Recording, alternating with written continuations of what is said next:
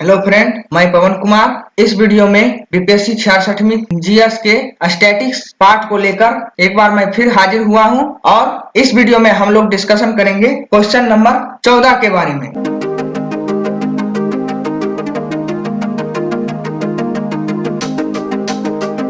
Question number 14 एक बहुत ही open ended जैसा लैंग्वेज से लगता है कि काफी ओपन एंडेड है, और यदि स्टूडेंट अच्छी तरीके से क्वेश्चन नहीं पढ़ेगा, खासकर इंग्लिश और हिंदी मीडियम का दोनों का क्वेश्चन नहीं पढ़ेगा, तब तक उसको वो पूरी तरह से एश्योर नहीं होगा कि हमको आंसर किस चीज का देना है। और उसी के बारे में आज हम लोग देखेंगे कि 14 नंबर सवाल ये काफी मतलब ओपन एंडेड था। ठीक है, तो देखते हैं, सवाल पर आते हैं। नीचे दी गई सूचनाओं के आधार पर, यहाँ पर क्वेश्चन में लिखा है कि नीचे दी गई सूचनाओं के आधार पर निम्न प्रश्नों का उत्तर दीजिए। पहली, यहाँ पर कह रहा है कि पहली सारणी एमबीए कक्षा के उन विद्यार्थियों का प्रतिशत, ठीक है ना, याद रखना है सब कि प्रतिशत को दर्शाता है। पहला सारणी जो है ये वाला पहला सारणी प्रतिशत में सारा चीज प्रतिशत में दिया गया है, जैसे 22% है, 36% है, 19% है, 23%। और देखिएगा ये टोटल मिलाकर इधर होगा बराबर 100% क्योंकि वर्ष यहाँ पर दिया गया है वर्ष 1992, तब हर एक वर्ष में ये टोटल मिला के 100% ही होगा। ठीक है, तो इसी वही बात यहाँ पर लिखा है कि पहली सारणी में एमबीए कक्षा के उन विद्यार्थियों के प्रतिशत को दर्शाती है जिन्होंने वित्त, मार्केटिंग और सॉफ्टवेयर क्षेत्र में रोजगार प्राप्त किए। बहुत सारे स्टूडेंट होते हैं, स्टूडेंट के बारे में यहाँ पर लिखा गया है, और उसमें से मार्केटिंग वित्त क्षेत्र लिया, कोई मार्केटिंग, कोई सॉफ्टवेयर, और जहां पर देखिए और कुछ लोग अन्य लिए। जैसे यहाँ पर 1992 में दिया गया है कि 22% लोग वित्त लिए, 36% लोग मार्केटिंग के क्षेत्र में है, और सॉफ्टवेयर के क्षेत्र में 19% और अन्य क्षेत्र में 23%। यही परसेंटेज यहाँ पर दिया गया है, ये बात को देखिए। और यहाँ पर वही लिखा गया है कि पहली सारणी में एमबीए कक्षा के उन विद्यार्थियों का के प्रतिशत को दर्शाता है जिन्होंने वित्त, मार्केटिंग और सॉफ्टवेयर के क्षेत्र में रोजगार प्राप्त किया। अब देखिए दूसरी सारणी में क्या कह रहा है। दूसरी सारणी देखिए यहाँ पर है, यहाँ पर है। ठीक, तो दूसरी सारणी में इन क्षेत्रों में रोजगार प्राप्त करने वाले विद्यार्थियों की औसत मासिक, यही देखना है, औसत मासिक सैलरी दिया गया है। ठीक है, मासिक सैलरी नहीं दिया गया है, इसका एवरेज जो मंथली सैलरी था वो यहाँ पर दिया गया है। जैसे 5,450 रुपया, उसी तरह से मार्केटिंग में देखिए 5,170 रुपया, फिर उसी तरह से सॉफ्टवेयर में 5,290 रुपया। इसी तरह से यहाँ पर पूरा दिया गया है डाटा। तो ये कह रहा है कि दूसरी सारणी में इन क्षेत्रों में रोजगार प्राप्त करने वाले विद्यार्थियों की औसत मासिक सैलरी रुपये में दिया गया है को प्रदर्शित कर दिया। और तीसरा जो सारणी है वो यहाँ पर है, और ये डायग्राम। तो तीसरी सारणी में प्रत्येक वर्ष इन क्षेत्र में सफल होने वाले विद्यार्थियों की संख्या को दर्शाता है। अब देखिए यहाँ पर सवाल क्या आता है। सवाल पहला देखिए क्या है कि यहाँ पर देखिए सवाल क्या कह रहा है। तो हम लोगों ने क्या किया है कि यहाँ पर छोटे स्तर पर क्वेश्चन लिखे हैं, और इसी का यहाँ बड़ा रूप यहाँ पर दिए हैं। ठीक, तो यहाँ पर देखिए लिखा है कि 5 वर्षों के दौरान वित्त एवं मार्केटिंग क्षेत्र में रोजगार प्राप्त करने वाले विद्यार्थियों की संख्या यहाँ कर रहा है। ठीक है, सबसे जरूरी चीज है विद्यार्थियों की संख्या का अंतर कितना था ये निकालना है। तो सबसे पहले हम लोग देखेंगे कि विद्यार्थियों की संख्या हम लोगों को कहां पर दिया गया है। ठीक है, उसके बाद हम लोग निकालेंगे, क्योंकि जब एक बार संख्या निकल गया तो उसका अंतर हम लोग कर देंगे कि वित्त क्षेत्र में कितना थे और मार्केटिंग क्षेत्र में कितना थे, और सॉफ्टवेयर यदि पूछेगा सॉफ्टवेयर। यहाँ पर लेकिन पूछ रहा है दो क्षेत्र, एक मार्केटिंग वित्त और एक मार्केटिंग क्षेत्र में रोजगार प्राप्त करने वाले विद्यार्थियों की संख्या का अंतर पूछ रहा है। अंतर बताना है, डिफरेंस दोनों में कर देना है, और वही पूछ रहा है। तो अब देखिए यहाँ तीसरी सारणी में आइए।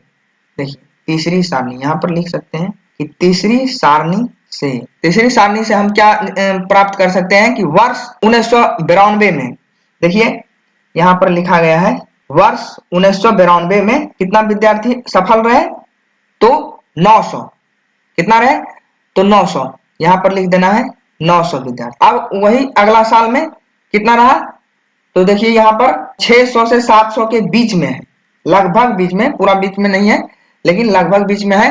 तो हम लोग एक कह सकते हैं कि यहाँ पर 650 के आसपास में ये स्टूडेंट सफल हुए हैं। अब देखिए आगे 1994 में यहाँ देखिए कितना है, तो 1100 स्टूडेंट सफल हुए, तो यहाँ पर लिखिए 1100। अब देखिए अब 1995 में देखिए कितना है, तो यहाँ पर देखिए 1995 में सबसे ज्यादा 1200 स्टूडेंट, देखिए 1200 स्टूडेंट यहाँ पर है ना। तो 1200 स्टूडेंट 1995 में, और यहाँ पर 1996 में 1000 स्टूडेंट, देखिए 1000 सफल हुए। तो इस प्रकार से हम लोग किस वर्ष कितना विद्यार्थी सफल हुए वो पहले निकालें।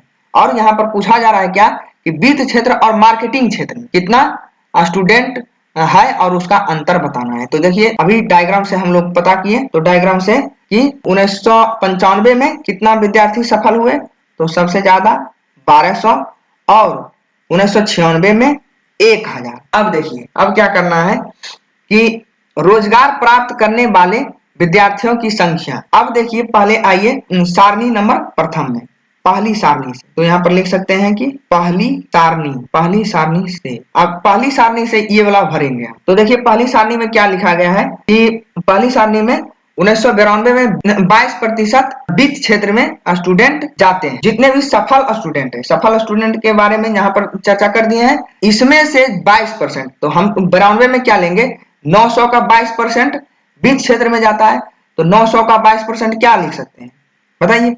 तो 22 गुना 9, 900 का 100 से बटे हो जाएगा, तो 22 गुना 9 बराबर कितना होगा, 198 विद्यार्थी वित्त क्षेत्र में जाता है 1992 में। उसी तरह से 1992 में ही चलेंगे तो कितना होगा मार्केटिंग क्षेत्र में। देखिए मार्केटिंग क्षेत्र में यहाँ पर दिया है 36, तो 36 गुना 1992 में 900 सफल स्टूडेंट हुए, तो उसी कारण 900 में से ही 36% मार्केटिंग क्षेत्र में गया।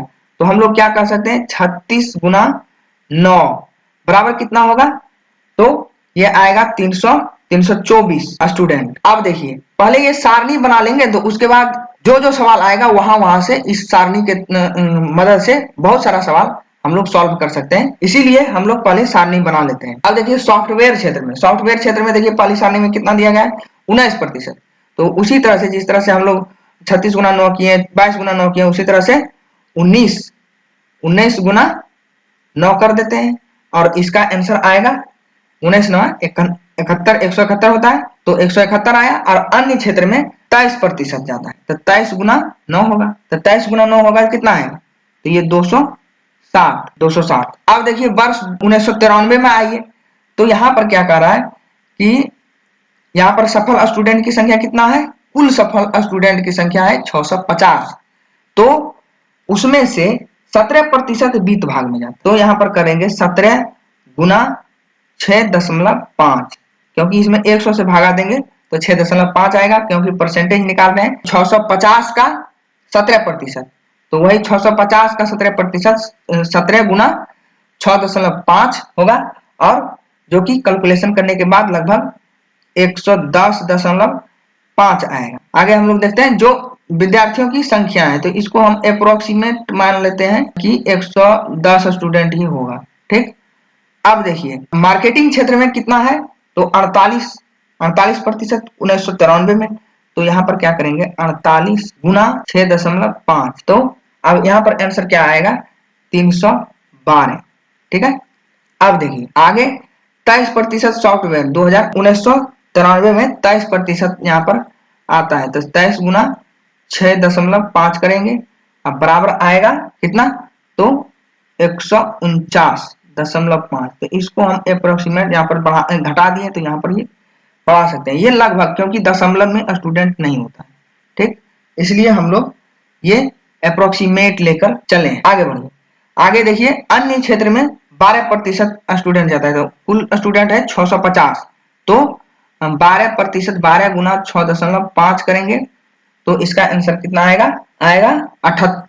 78 स्टूडेंट ये अन्य क्षेत्र में जाते हैं। उसी तरह से 1994 में कर लेंगे कि 1994 में देखिए कुल स्टूडेंट कितना है, तो 1100, तो 1100 में 100 से भागा देंगे तो 11 आएगा, और 1994 में 23% वित्त क्षेत्र में जाते हैं स्टूडेंट, तो 23 गुना 11, तो यहाँ पर आएगा 253 स्टूडेंट। अब उसी तरह से यहाँ पर दिया गया है 43% लोग मार्केटिंग में जाते हैं 1994 में। 1994 में 43% स्टूडेंट किस क्षेत्र में जाते हैं, तो मार्केटिंग में। तो यहाँ पर 11 गुना कर देंगे तो बराबर आंसर आएगा कितना, ये होगा 4, 3, 7 और 4, 473। ठीक, आगे सॉफ्टवेयर क्षेत्र में जाता है 21%, तो 21 गुना 11 कर देंगे तो यहाँ पर आंसर कितना आएगा, तो 231। ठीक, अब देखिए 13% स्टूडेंट मात्र जाता है अन्य क्षेत्र में, तो उसमें भी 1100 के बटे 100 का 11 से गुना कर देंगे तो यहाँ पर आंसर आएगा 143। ठीक, अब देखिए 1995 में कितना था, 19% और कुल स्टूडेंट 12, इसमें 1200, इसमें 100 से भागा देंगे 12 आएगा, तो 19 गुना 12 करेंगे, 19 गुना 12 करेंगे तो 228 आएगा। अब देखिए उसी तरह से यहाँ पर दिया गया है 37%, तो 37 गुना 12 करेंगे, 37 गुना 12 तो यहाँ पर आंसर कितना आएगा, तो 444। उसी तरह से यहाँ पर देखिए 16% है, 16 गुना 12 करेंगे, 1200 है स्टूडेंट कुल मिला के सफल हुए, तो 16 गुना 12, तो इसका आंसर कितना आएगा, तो 192 स्टूडेंट। अब उसी तरह से 28% स्टूडेंट अन्य क्षेत्र में जाता है, तो उसमें भी 1200 बटे 100 कर देंगे तो कितना आएगा, 28 गुना 12 बराबर कितना होता है आंसर, 336 होगा। अब उसी तरह से लास्ट 1996 में वित्त क्षेत्र में कितना प्रतिशत लोग जाता है, तो 32%, तो 32% है और कुल स्टूडेंट सफल कितना हुए, तो 1000, तो 10 यहाँ पर गुना कर देंगे तो आएगा 320। उसी तरह से 32% लोग मार्केटिंग में भी जाते हैं, तो उसमें भी 10 से गुना कर देंगे तो ये भी हो जाएगा 320। अब देखिए सॉफ्टवेयर के क्षेत्र में कितना जा रहा है, सॉफ्टवेयर के क्षेत्र में जा रहा है 20%, तो 20 गुना 10 करेंगे बराबर 200 हो गया। और उसी प्रकार से अन्य क्षेत्र में कितना जा रहा है, तो 16, तो 16 गुना 10 160 हो गया। ठीक है, अब इसको इन सबों को टोटल कर सकते हैं, टोटल यहाँ पर कीजिएगा तो कैलकुलेटर आप लोग ले जा सकते हैं, जैसे इसको जोड़िए, इसको 110 को जोड़ दीजिए, फिर 253 और 228 है, ये 28 है। ठीक है, 228 को जोड़ दीजिए और 320 को, तो सब मिला के कितना आएगा, 1109 आएगा। ठीक, अब उसी तरीके से यहाँ भी जोड़ेंगे 324, 312, 473, 444 और 320, तो कुल मिला के हो जाएगा 1873। उसी तरीके से यहाँ भी जोड़ेंगे 171, 150, 231, 192, ये देखिए 92 है, 192 और 200, तो सब मिला के हो जाएगा यहाँ पर 944। ये सारणी इसलिए बना रहे हैं, ये टेबल इसलिए बना रहे हैं ताकि इससे रिलेटेड सवाल जो भी आए वो आसानी से तुरंत डील हो जाए। ठीक है, और इसमें यहाँ पर 207, 78, 143, 336 और 160 जोड़ेंगे तब आएगा 924 आ गया। अब देखिए सवाल नंबर पहला देखते हैं। ठीक है, तो 5 वर्षों के दौरान वित्त कौन सा क्षेत्र था, तो वित्त क्षेत्र में और मार्केटिंग क्षेत्र में, तो वित्त यहीं पर, वित्त और मार्केटिंग, तो यही दोनों में अंतर, तो यही दोनों में अंतर क्या है, तो अंतर बराबर क्या होगा, ये हो जाएगा 764। तो इसीलिए हम लोग यहाँ पर से लिख सकते हैं 5 वर्षों के दौरान वित्त एवं मार्केटिंग क्षेत्र में रोजगार पाने वाले विद्यार्थियों की संख्या में अंतर बराबर 1873 माइनस 1109 बराबर कितना होगा, तो 764। ठीक, तो इतना संख्या का अंतर है आंसर। ठीक है, अब बढ़ते हैं हम लोग अगला सवाल। तो अगला सवाल देखिए क्या कह रहा है, वर्ष 1992 से वर्ष 1996 तक वित्त क्षेत्र में रोजगार प्राप्त करने वाले विद्यार्थियों का औसत आय में कितनी वृद्धि हुई है प्रतिशत में, औसत आय। तो देखिए यहाँ पर लिखा गया है कि औसत आय ही दिया गया है, औसत मासिक सैलरी, ठीक है। तो यहाँ पर औसत लिखा गया है ऑलरेडी, ठीक। तो हम लोग क्या करेंगे, इस तरह से लिखेंगे, ये तो आसान है क्योंकि अब इसमें से अब देखते हैं कैसे लिखेंगे, ठीक है। आगे देखते हैं।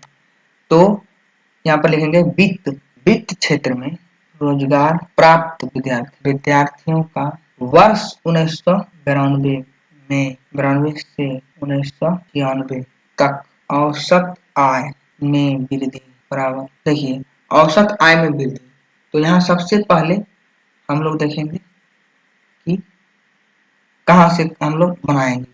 तो देखिए यहाँ 1992 यहाँ पर है, ठीक है। और यहाँ पर हम लोग आए और दिया गया है कि ये वाला जो चीज है औसत मासिक सैलरी, तो औसत आय ही दिया हुआ है, ठीक है। तो औसत यहाँ पर जो हम लोग लिख सकते हैं कि औसत आय, तो औसत आय क्या होगा, तो औसत तो यहाँ पर दिया गया है, ठीक है। तो औसत आय में वृद्धि कितना हुआ ये 5 साल के दौरान, या तो 1992 से लेकर 1996 के बीच में, मतलब औसत आय में कितना वृद्धि हुआ। तो वृद्धि क्या लास्ट में देखेंगे 1996 में, 1996 में कितना आय होता है वित्त क्षेत्र में। यानी कि वित्त क्षेत्र के बारे में बोला भी गया है कि वित्त क्षेत्र के बारे में ही लिखना है, ठीक है। तो वित्त क्षेत्र में देखेंगे 9,810 रुपये, ठीक है। और माइनस कर देंगे शुरुआत वाला ये 54 50 जो है 54 और 50, तो और बटे में दे देंगे क्या, यहीं से वृद्धि, तो ये बेस होगा यही ना, तो 5450 जिसके जहाँ से ओरिजिन हो रहा है, जहाँ से तुलना हो रहा है, वही वही देना है डिनोमिनेटर के पर, मतलब हर पर, और गुना कर देंगे 100, ठीक है। तो यहाँ पर आएगा कितना 0, 11 में से 5 गया 6, और फिर 8 में 7 7 हो गया, 7 में से 4 गया, 7 में से 4 गया तो 3 बचेगा, और उसके बाद 9 में से 5 गया तो 4 होगा, बटे 545 0 गुना 100, ठीक है। ये दोनों कट गया और ये 5 से कटेगा तो 109 आएगा, और ये 9 चौक 36 आएगा, 4 हो गया, ठीक है। अब देखिए यहाँ पर 20 हो गया, तो 20 चौक 80, 80% होगा मासिक औसत आय में वृद्धि, यही होगा, ठीक है। यही हो गया आंसर, ठीक है। ऐसा नहीं कि इसको 5 से भागा देना है, वहां पर ऑलरेडी लिखा गया है कि यहाँ पर जो भी डाटा दिया गया है, यहाँ पर जो भी डाटा दिया गया है, यहाँ पर लिख दिया गया है कि एवरेज औसत मासिक सैलरी। तो अब औसत मासिक सैलरी में, औसत मासिक आय में यहाँ पर क्या पूछ रहा है कि औसत आय में वृद्धि, यहाँ पर ना ही मासिक वार्षिक कुछ नहीं पूछ रहा है, तो औसत आय में कितना प्रतिशत वृद्धि हुआ, ठीक है। तो यहाँ पर आय में वृद्धि कितना हुआ, यहाँ पर निकाले 80% की वृद्धि हुआ, ठीक है। अब आगे हम लोग चलते हैं नेक्स्ट सवाल। तो ये हो गया दूसरा नंबर सवाल। तीसरा नंबर सवाल क्या है, सॉफ्टवेयर क्षेत्र के शुरुआती आय में औसत वार्षिक वृद्धि दर ज्ञात कीजिए। तो यहाँ पर क्या कर रहा है कि शुरुआती आय में सबसे कीवर्ड यहाँ पर है ये औसत वार्षिक वृद्धि, तो मतलब वार्षिक वृद्धि निकाल लेना है और उसका औसत निकाल देना है, ठीक है। तो पहले यहाँ पर किस क्षेत्र में कर रहा है, सॉफ्टवेयर के क्षेत्र में। तो यहाँ पर लिखना क्या है कि सॉफ्टवेयर, क्या लिखेंगे, सॉफ्टवेयर के क्षेत्र, सॉफ्टवेयर के क्षेत्र में क्या करना है, तो वर्ष 1992 93 में आय में वृद्धि, आय में आय में वृद्धि कितना होगा, तो देखिए 1992 93 में सॉफ्टवेयर, तो आय में वृद्धि यहाँ तक आया 6440 है ना, और कहाँ से उठा तो 5290 से, तो वही 6440 जो है वो घटा देंगे 5290 में, ठीक है। आप बटे कर देंगे 5200, यही बेस है, तो बेस से यहीं पर बेस इनकम यही नहीं, यहीं से शुरू हुआ, तो हम 100 गुना कर देंगे, ठीक। अब देखिए यहाँ पर आएगा, घटाने के बाद आएगा 0, यहाँ पर आएगा 5, और फिर 14 13 में से 3 में से 2 गया तो 1 होगा, और 6 में से 5 गया तो 5290 गुना 100 बराबर कितना होगा, तो यहाँ 0 खत्म हो गया, और 23 से काटेंगे तो 23 बचे हैं। 105 115 होता है और 23 23 होता है। ठीक है, अब देखिए यहाँ 523 गुना 23 का स्क्वायर, ये 115 5 से कटेगा और 519 23 से कटेगा। ठीक है, अब यहाँ आएगा 500 बटे 23 बराबर ये होगा 21.73%। ठीक है, इसमें वृद्धि कितना 1992 से 1993 के बीच में आय में वृद्धि क्या हुआ सॉफ्टवेयर के क्षेत्र में। अब देखिए नेक्स्ट ईयर, तो वर्ष 1993 आय में वृद्धि बराबर क्या होता, तो उसी तरह से करेंगे कि यहाँ पर है 70 50 माइनस हो जाएगा क्या 64 40 देखिए यहाँ पर, तो 64 40 की तुलना करें और वही बटे कर देंगे, 64 40 कर देंगे बटे, तो अब क्या होगा बराबर, अब देखिए यहाँ पर अंतर आता है 610 बटे 6440 और गुना 100। ठीक है, तो अब इसको 4 से भागा देंगे तो 16, ये तो कट गया 16 और 1 और यहाँ पर होगा 25 4 से काटे। अब इसका आंसर आएगा 9.47%। ठीक, अब देखिए नेक्स्ट ईयर में आएगा वर्ष 1994 95 आय में वृद्धि बराबर कितना होगा, तो अब नेक्स्ट ईयर में देखेंगे, नेक्स्ट ईयर होता है कितना, तो 777 60 है। ठीक है, तो 77 और 60 देंगे, माइनस करेंगे उसके जस्ट पहले वाला 70 50 बटे 70 50 बराबर कितना, बराबर आएगा 1420 बटे 141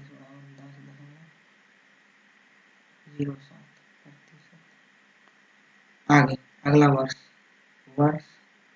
आय में वृद्धि बराबर कितना, तो लास्ट है 86 40, तो 86 40 माइनस 77 60 बटे 880 बटे 77 60 गुना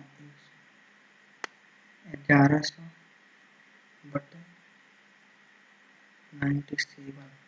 ठीक है, अब देखिए दोनों औसत आय में औसत, इसलिए आय में औसत वार्षिक वृद्धि बराबर, तो यहाँ कुल टोटल मिला के होगा 52, कैलकुलेटर वहां ले जा सकते हैं, कैलकुलेटर आप काउंट कर सकते हैं इसको, बटे 4 कर देंगे बराबर हो जाएगा 13.15। ठीक है, ये हुआ सॉफ्टवेयर के क्षेत्र में शुरुआती आय में औसत वार्षिक वृद्धि, तो जितना भी वार्षिक वृद्धि हुआ उसका औसत निकाल दिया, तो वो आया आंसर 13.15%। ठीक है, अब हम लोग चौथा नंबर सवाल करते हैं, तो चौथा नंबर सवाल और देखते हैं कि उसमें क्या है। चौथा नंबर सवाल में है कि वर्ष 1993 में प्रबंधक स्नातक मतलब क्या मैनेजमेंट में जो ग्रेजुएशन किया है उसके बारे में, तो मैनेजमेंट के में 1993 में देखिए ये तीनों क्या है, मैनेजमेंट स्नातकों में दी जाने वाली औसत सैलरी क्या थी 1993, तो यहाँ पर लिखेंगे हम लोग वर्ष 1993 प्रबंध स्नातकों की मासिक प्रबंधक स्नातकों की औसत मासिक सैलरी बराबर होगा, देखिए यहाँ पहले जोड़ेंगे 63 प्लस 63 प्लस, तो 0 के 0 4 13 13 8 21 21 के 1 बाकी 2 5 5 3 8 8 4 12, 2 12 2 बाकी थे 1 7 64.64 ₹3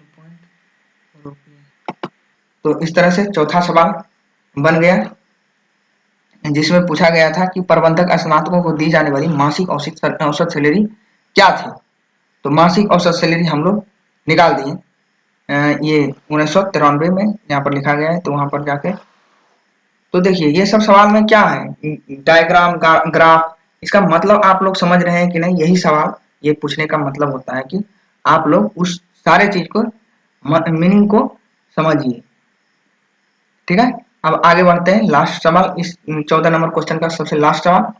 अब देखिए इसमें कंसेप्ट है और लोग गलती कर सकता है और बहुत लोग गलती किए हैं, इसलिए आइए हम लोग इसका देखते हैं कि क्या ये इन्होंने पूछा और क्या गलतियां हो सकती। ठीक है, तो question number last question 14 number question का, वर्ष 1994 में वित्त क्षेत्र एवं सॉफ्टवेयर क्षेत्र एवं विद्यार्थियों द्वारा अर्जित की गई कुल, ठीक है, कुल वार्षिक आय का अंतर, कुल वार्षिक आय, ठीक है, कुल वार्षिक आय कह रहा है। और इंग्लिश में पढ़िएगा तो calculate the difference in earning bye students, students कह रहा है। ठीक है, यहाँ पर ये नहीं लिखा है कि एक स्टूडेंट, ठीक है, earning bye students seeking jobs in finance from those opting for software per annum इन 1994। ठीक है, तो यहां पर कहीं भी नहीं कह रहा है कि एक स्टूडेंट का। ठीक है, तो इसलिए एक स्टूडेंट के बारे में ऐसा नहीं करना है कि यहां पर से जैसे हम लोग देख सकते हैं कि वित्त क्षेत्र एवं सॉफ्टवेयर क्षेत्र के विद्यार्थियों द्वारा अर्जित की गई। ठीक है, तो यदि हम लोग देखेंगे कि 1994 एक गलत तरीका जिसे ये हो सकता है कि 1994 में जाके देखेंगे कि वित्त क्षेत्र यहाँ पर है, ठीक है, और यहाँ सॉफ्टवेयर क्षेत्र यहाँ पर है, तो ये दोनों का अंतर कोई कह देगा 500 है। ठीक है, और और इसी का वार्षिक निकाल देना है तो 12 से गुना कर देना है 6000 आंसर। ये नहीं, ये यहाँ पर पूछा ही नहीं जा रहा है। यहाँ पर लिख रहा है, इंग्लिश में भी लिख रहा है कि calculate the difference in earning bye students, केवल अर्निंग में डिफरेंस खाली केवल कह रहा है। Seeking jobs in finance from those opting, कहीं भी मतलब एक स्टूडेंट या एवरेज की बात नहीं किया जा रहा है। ठीक है, तो यहाँ पर ध्यान देना है कि स्टूडेंट्स लिखा है। ठीक है, तो और हिंदी में देख सकते हैं, तो हिंदी में देखिए यहाँ पर सवाल है कि वर्ष 1994 में वित्त क्षेत्र में सॉफ्टवेयर विद्यार्थियों सॉफ्टवेयर वित्त क्षेत्र एवं सॉफ्टवेयर क्षेत्र में विद्यार्थियों द्वारा अर्जित की गई कुल वार्षिक आय का अंतर क्या है। तो ठीक है, तो अब देखिए यहाँ पर क्या लिखेंगे। सबसे पहला कि यहाँ पर लिखेंगे हम लोग वर्ष 1994, वर्ष 1994 में, ठीक है, वित्त एवं सॉफ्टवेयर के क्षेत्र में, किस क्षेत्र में, सॉफ्टवेयर वित्त एवं सॉफ्टवेयर के क्षेत्र में, ठीक है। आप कुल मासिक आय का अंतर, पहले कुल मासिक आय निकालेंगे, कुल मासिक आय, मासिक आय का अंतर, मासिक आय का अंतर बराबर क्या देंगे यहाँ पर, तो वित्त क्षेत्र में यहाँ पर देख सकते हैं कि वित्त क्षेत्र में वर्ष 1994 में औसत मासिक सैलरी गुना होगा वित्त क्षेत्र में वित्त क्षेत्र के विद्यार्थियों की संख्या और इसमें माइनस करते हैं क्या, सॉफ्टवेयर क्षेत्र में, सॉफ्टवेयर क्षेत्र में 1994 औसत मासिक सैलरी, मासिक सैलरी गुना सॉफ्टवेयर क्षेत्र में विद्यार्थियों की संख्या, ठीक है। अब देखिए ये गुना कर देंगे तो यहाँ से क्या आएगा, तो वित्त क्षेत्र में 1994, वित्त क्षेत्र में 1994, देखिए वित्त क्षेत्र में 1994 में कितना है, तो 7550 गुना कुल कितना स्टूडेंट है वित्त क्षेत्र में, तो हम लोग पहले यहाँ पर निकाले हैं कि देखिए यहाँ पर वित्त क्षेत्र में कुल 1994 में कुल स्टूडेंट कितना है, कुल स्टूडेंट देखिए कुल स्टूडेंट कितना है, ठीक है, वित्त क्षेत्र में। और उसी तरह से सॉफ्टवेयर क्षेत्र में कुल विद्यार्थी कितना है, तो सॉफ्टवेयर क्षेत्र में 231 है, ठीक है। इसी तरह से हम लोग यहाँ पर बैठाएंगे कि 253 स्टूडेंट, 253 स्टूडेंट माइनस कर देंगे, माइनस कर 70, यहाँ से 70 50, यहाँ से 70 50, अब गुना हो जाएगा 231, ठीक है। 231 कहाँ से लाए, आपको बताए हैं कि ये तालिका से जो पहला क्वेश्चन में आए थे, देखिए 1994 में वित्त में कुल स्टूडेंट था 253 और सॉफ्टवेयर क्षेत्र में कुल स्टूडेंट रोजगार प्राप्त किया 231, तो हम लोग यहाँ पर गुना करेंगे तो ये आएगा 19,10,200,150 माइनस 16,28,550, अब दोनों का अंतर होगा 2,81,600, ठीक है। तो इसी में वार्षिक निकाल देंगे, वार्षिक निकालना तो इसलिए कुल वार्षिक आय का अंतर, ये हो गया मासिक आय का अंतर। अब यहाँ पर निकालेंगे वार्षिक आय का अंतर, तो यही कर देंगे 2,81,600 गुना 12 कर देंगे, तो इसमें वार्षिक अंतर कितना आ जाएगा 33,79,000, तो इस तरह से लास्ट सवाल में बन गया आंसर।